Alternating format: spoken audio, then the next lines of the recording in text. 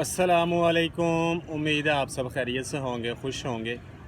तो इस वीडियो में हम बात करने की कोशिश करते हैं। पहले नंबर पर तो अबू धाबी और दुबई में अपॉइंटमेंट जो थी वो तकरीबन 1 महीना बंद रहने के बाद कल रात ओपन हुई हैं।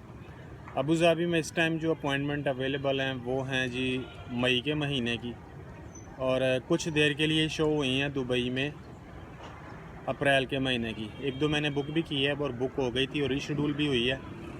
यानी जो अपॉइंटमेंट दूर जाती नज़र आ रही थी जून या जुलाई में, वो बहरहाल अब करीब के मंथ में अवेलेबल हुई है। उम्मीद कम ही थी कि अब अपॉइंटमेंट जो है वो इतनी करीब नज़र आएगी। बहरहाल करीब नज़र आ रही है। वीएफएस वाले तो यही बोल रहे थे कि जी अब तो ये अपॉइंटमेंट आगे ही जाएगी, क्योंकि अभी हमने अपॉइंटमेंट इसलिए लिमिटेड की है कि अब हम डेली बेस पे सिर्फ 20 एप्लीकेशन जो है वो ले रहे हैं। पहले ये तादाद जो थी वो 50 से 60 के करीब थी, लेकिन बहरहाल अभी अपॉइंटमेंट ओपन है और काफ़ी लोगों को अपॉइंटमेंट मिले भी हैं। अगर आप भी करीब करना चाह रहे हैं, रीशेड्यूल करना चाह रहे हैं, तो टाइम टू टाइम नज़र रखकर उसको पीछे किया जा सकता है। और रही वीज़ा रेशो की बात, भाई कमेंट्स में कर रहे हैं, तो वीज़ा रेशो बहरहाल अभी कुछ बेहतर चल रही है। आज जिन लोगों को भी पासपोर्ट रिसीव हुए हैं, मैं यूएई रेजिडेंट्स की बात कर रहा हूँ, मेजॉरिटी लोगों के वीज़ा जो हैं वो ग्रांट हुए थे। किन लोगों के कैसे ग्रांट हुए हैं वो मैं आपको नेक्स्ट या कल वीडियो में बताऊँगा मज़ीद इस बारे में, क्योंकि 3 से 4 दिन में भी पासपोर्ट डिस्पैच हुआ है और उन लोगों को वीज़ा जो है वो ग्रांट हुए थे। अच्छा जी, बात करते हैं। हमारे मुकेश साहब का वीज़ा लगा है। मुकेश साहब जो थे वो कुवैत में मुकीम थे, कुवैत में वर्क वीज़ा पर रह रहे थे। जैसा कि हम सब जानते हैं कि कुवैत में अप्लाई करने के लिए एक कंपनी रेफरेंस लेटर चाहिए। एनओसी नहीं उसको कह सकते, नो ऑब्जेक्शन सर्टिफिकेट तो नहीं कह सकते, क्योंकि ये विज़िट वीज़ा तो नहीं है। लेकिन एक बार एक कंपनी रेफरेंस लेटर चाहिए, जिसमें कंपनी के लेटर हेड पैड पर आपकी सैलरी, आपका नाम, आपका पासपोर्ट नंबर और आपने कब ज्वाइन किया इस कंपनी को, कम से कम ये बातें लिखी हों। ये लेटर रिक्वायर है और मेजॉरिटी कंपनीज़ ये लेटर इतनी आसानी से देती नहीं है, तो फिर बात जो है वो बनती नहीं है। आपके सामने सिचुएशन है, बहुत कम ऐसी कंपनीज़ होंगी जो कि ये लेटर अपने एम्प्लॉइज़ को दें। हाँ, जिनको मिल जाए उनका वीज़ा बारह लग जाता है। इससे पहले भी मैं कुवैत के टॉपिक पे वीडियो बना चुका हूँ, जिसमें बताया था कि कुवैत से भी वीज़ा ग्रांट हुए हैं। हत्ता के डोमेस्टिक वर्कर, उसका भी वीज़ा ग्रांट हुआ है। यहाँ पर आप ये वीज़ा देख सकते हैं, ये बंदा डोमेस्टिक वर्कर था। अब ये अप्लाई दूसरे ममालिक पर हम इसलिए नहीं कर सकते क्योंकि हर मुल्क के सरकमस्टांसेस जो होते हैं वो अलग होते हैं। ये हाउस ड्राइवर है बंदा, इसके बावजूद इसका वीज़ा लगा है। हाउस ड्राइवर के लिए अगर कुवैत से अप्लाई करना है तो सिर्फ एक सादा के कागज़ पर अगर एम्प्लॉयर जो है वो आपका लिख के दे दे, एनओसी भी ना हो, जस्ट रेफरेंस हो कि ये मेरा एम्प्लॉई है, हाउस ड्राइवर काम कर रहा है, इसकी ये सैलरी है। अब हाउस ड्राइवर के तौर पर काम कर रहा है तो ज़ाहिर बात है सैलरी तो इतनी ज़्यादा नहीं होगी, मे बी 75 KD या 80 या 100 KD तक जा सकती है।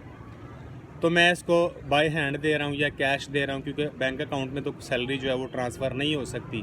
बाय हैंड ही सैलरी मैं दे रहा हूँ इसको, क्योंकि वहाँ के लोकल कानून के मुताबिक बैंक अकाउंट ओपन नहीं हो सकता। सादा कागज़ पर एम्प्लॉयर जो है उसने लिख के दिया और बहरहाल वीज़ा जो है वो ग्रांट हो गया। हाउस ड्राइवर की मैं बात कर रहा हूँ, कोई लंबा चक्कर नहीं है। हाँ, कंपनी में है तो फिर आपको कंपनी रेफरेंस लेटर चाहिए, और ये कंपनी रेफरेंस लेटर अगर कोई अच्छी कंपनी है तो वो दे सकती है। दे दे तो वीज़ा ग्रांट बहरहाल हो जाता है। और लास्ट 3 मंथ की सैलरी स्लिप जो कि बैंक अकाउंट में आ रही हो वो भी आपने उनको प्रोवाइड करनी है, तो आपका वीज़ा जो है वो ग्रांट हो जाएगा। हाँ, वहाँ पर जो इंश्योरेंस की रिक्वायरमेंट है, क्योंकि मल्टी वीज़ा ग्रांट होता है 1 ईयर के लिए, तो 1 साल का आपको इंश्योरेंस शो करना पड़ेगा उनको। अच्छा जी, नेक्स्ट आ जाते हैं अब जी मुकेश साहब रह रहे थे कुवैत में वर्क वीज़ा पर, तो उनको तो कंपनी रेफरेंस लेटर कंपनी ने देने से हाथ उठा लिया कि हम नहीं देंगे। तो फिर ये गए इंडिया में, इंडिया से जाके वीज़ा अप्लाई किया, तो बहरहाल अच्छी बात यह है कि वीज़ा जो है वो ग्रांट हो गया और अब ये पहुंच चुके हैं माल्टा। यहाँ पर मैं उनकी एक शॉर्ट सी वीडियो अटैच कर रहा हूँ ताकि ज़रा आप भी सिचुएशन को समझ सकें। जो कहते हैं भाई यार सऊदी अरब में अप्लाई करेंगे रिफ्यूज़ हो जाएगा, तो अगर पाकिस्तान के अलावा इंडिया, नेपाल, बांग्लादेश से हैं तो इंडिया वाली ऑप्शन को यूज़ कर सकते हैं। अपॉइंटमेंट चलें आगे चल रही है, जुलाई की इस टाइम मिल रही है, लेकिन बहरहाल वीज़ा रेशो जो है वो सऊदी अरब की निस्बत बहुत बेहतर है। यानी वीज़ा लगने के बहुत अच्छे बल्कि कभी चांसेस हो सकते हैं। मुकेश साहब की यहाँ पे वीडियो मुलाहिजा करें, फिर नेक्स्ट बात बाद में करते हैं। हेलो, गुड मॉर्निंग अकराम भाई। और बताओ कैसे हो आप और आपकी फैमिली कैसी है? अकराम भाई, मैं आपको ज़िंदगी में कभी भी नहीं भूल पाऊंगा, क्योंकि मैं आपके वीडियो स्टार्टिंग से देखने लगा। उसके बाद मैंने जॉब पाई, उसके बाद में मैं इंडिया चला गया और मेरा वीपीएस में फाइल सबमिट करवाई और हर डॉक्यूमेंट्स आपने भी रेडी किया मेरा। और फाइनली मुझे वीज़ा भी मिल गया और अभी मैं माल्टा में आ गया हूँ। मुझे 5 दिन हो गए हैं। अभी मुझे क्वारंटीन भी नहीं होना पड़ा क्योंकि मैं कुवैत से वैक्सीनेट था एस्ट्राजेनेका ऑक्सफोर्ड का। एकदम खुश हूँ और बस कोई भी दिक्कत नहीं है। कल से मेरे को ड्यूटी पे जाना है। एकदम एकदम सब कुछ अच्छा है, जैसा सोचा था उससे अच्छा ही है माल्टा। जी, तो मुकेश साहब की वीडियो आपने देख ली भाई, ये तरीकाकार है। अगर नहीं ऐसा पॉसिबल है तो आप इस तरह इंडिया में जाके अपॉइंटमेंट पकड़ के ट्राई कर सकते हैं। इंशाल्लाह वीज़ा लगने के बहुत बेहतर चांसेस होते हैं। अब आते हैं जी नेक्स्ट एक और पॉइंट की तरफ, जिधर नॉर्मली जो है वो लोग कंफ्यूज होते रहते हैं और मैसेज या कमेंट करते हैं कि वीएफएस की वेबसाइट पर लिखा हुआ है जी वर्किंग इन माल्टा के सेक्शन में कि 2 मंथ के अंदर अंदर आपने जो अप्रूवल इन प्रिंसिपल लेटर है या वर्क परमिट के लिए अप्लाई करना है। तो भाई ये चीज़ जो लिखी हुई है वर्किंग इन माल्टा के लिए, ये उस टाइम के लिए है जब आप माल्टा पहुंच जाते हैं और आपने रेजिडेंट कार्ड के लिए अप्लाई करना है, तो उस टाइम 2 मंथ के लिए टाइम है आपके पास। लेकिन अप्रूवल इन प्रिंसिपल लेटर का टाइम जो है वो 6 मंथ ही रहता है, यानी 6 मंथ 180 डेज़ के अंदर अंदर आपने अप्लाई करना है। हाँ, किसी मुल्क में ग्रेस टाइम मिला हो 3 माह का या वैसे भी अगर अदर सर्कमस्टांसेस हों तो वो अलग बात है, लेकिन बहरहाल जो लीगल टाइम है अप्रूवल इन प्रिंसिपल लेटर का वो 180 डेज़ है, इसके अंदर अंदर आपने अप्लाई करना है।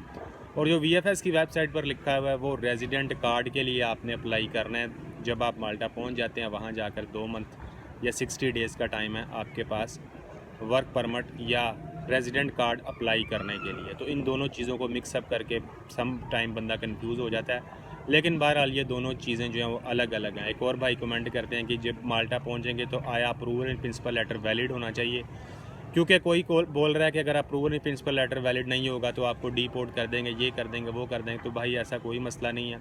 Approval in principle letter expiry से बाद भी लोगों ने अप्लाई किया है जिन मुल्कों में ग्रेस टाइम मिला हुआ था, जैसा कि यूएई में इस टाइम ग्रेस टाइम चल रहा है 3 मंथ का, तो उसके बावजूद जो है वो वीज़ा ग्रांट हो रहे हैं। ज़ाहिर बात अगर वीज़ा ग्रांट हो गया, आपके पासपोर्ट पर वैलिड वीज़ा स्टिकर मौजूद है, तो आपको दुनिया की कोई ताकत माल्टा जाने से नहीं रोक सकती और ना ही कोई आपको डिपोर्ट कर सकता है और ना ही कोई बंदा ऐसे डिपोर्ट हुआ है। हाँ, और कोई वजह हो जिस डिपोर्ट होने की वजह से वो हुआ हो डिपोर्ट, लेकिन ये वजह नहीं है कि जी approval in principle letter expire था तो जो उन्होंने डिपोर्ट कर दिया। एज़ फार एज़ अगर आपका वीज़ा स्टिकर वैलिड है तो आप जा सकते हैं। Approval in principle letter expire भी हो जाए, इंडिया में भी लातादाद ऐसे लोगों को वीज़ा लगे हैं जिनके approval in principle letter expire हो चुके थे, लेकिन इसके बावजूद वीज़ा लगे हैं और वो पहुँचे हैं माल्टा में। कोई बंदा डिपोर्ट हो गया हो किसी और वजह से, कोई अपनी गलती से या और भी कोई वजह हो सकती है, तो वो बाद में ये कह दे जी मेरा approval in principle letter expire था तो इस वजह से मुझे उन्होंने डिपोर्ट कर दिया। तो भाई ये वजह हरगिज़ नहीं है। और कोई वजह हो तो वो अलग बात है, उसके मुतल्लिक वो तो वजह देख के ही बात की जा सकती है। और रहेगी बात वैक्सीन की, तो अभी वैक्सीन का चक्कर ख़त्म हो चुका है मुकम्मल तौर पर। सिनोफार्म वाले भी कोविशील्ड वाले भी बगैर किसी मसले के बगैर क्वारंटाइन के ट्रैवल कर रहे हैं। और रह गई बात नेपाल और बांग्लादेश वालों के लिए, क्योंकि वो डार्क रेड है या पाकिस्तान है, तो कुछ लोगों को मैंने PLF फॉर्म बना के दिए हैं। उसने पूछा भैया आप अगर डार्क रेड कंट्री से ट्रैवल करेंगे तो आपके पास ऑथोराइजेशन या ट्रैवल ऑथोराइजेशन है? मैंने कहा नहीं है। मैंने कहा ये कंट्री जो है वो रेड जोन में है। उन्होंने PLF फॉर्म जो है वो एक्सेप्ट कर लिया और बंदे जो हैं वो माल्टा पहुंच गए। हाँ, 7 दिन के लिए उन्होंने क्वारंटाइन करवा दिया। ये सिलसिला अब कोई मसला नहीं है, कोई टेंशन नहीं है।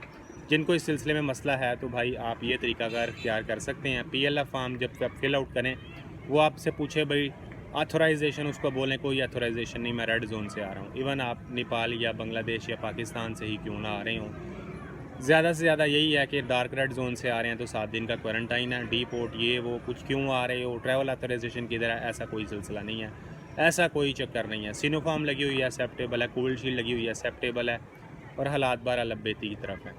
वीडियो हो गई है बहुत तवील, चैनल को ज़रूर सब्सक्राइब किया जा सकता है। अगर करेंगे लाइक कर सकते हैं, शेयर कर सकते हैं किसी भी ऐसे बंदे के साथ जिसके लिए ये इन्फॉर्मेशन मुफीद हो, फ़ायदेमंद साबित हो, तो ज़रूर कर सकते हैं। अपना ख्याल रखिएगा। अस्सलामु अलैकुम रहमतुल्लाहि व बरकातुहू।